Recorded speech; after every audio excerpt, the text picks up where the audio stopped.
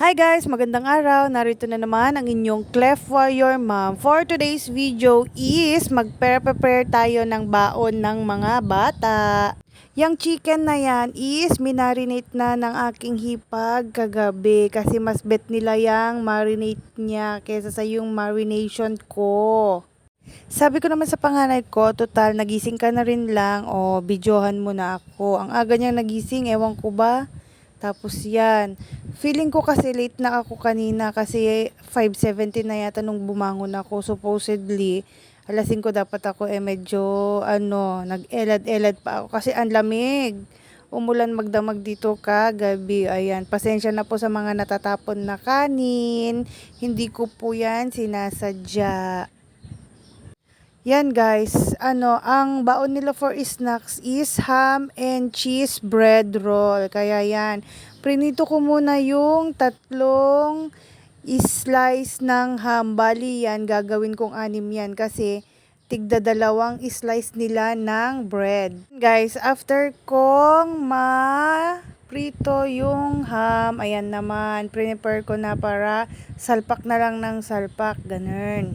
Nung na-prepare ko na lahat, ayan, nag-start na ako. Akala ko kasya yung ham na prinito ko pero hindi pala. Kaya yan, hinati-hati ko na lang sa dalawa yung isang slice ng ham.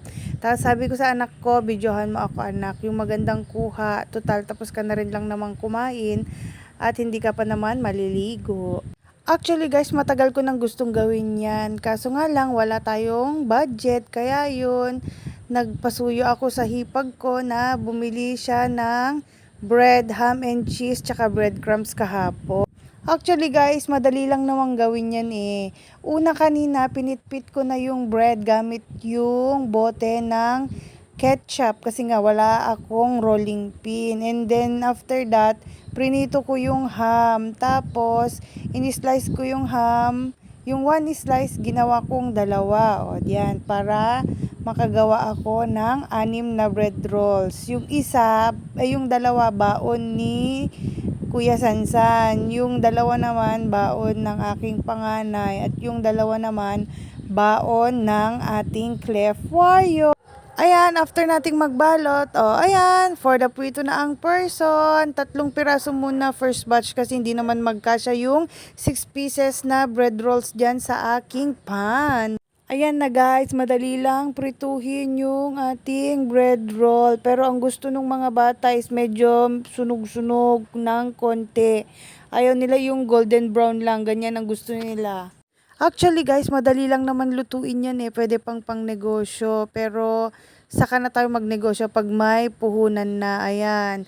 Mga 2 minutes luto na din yan eh.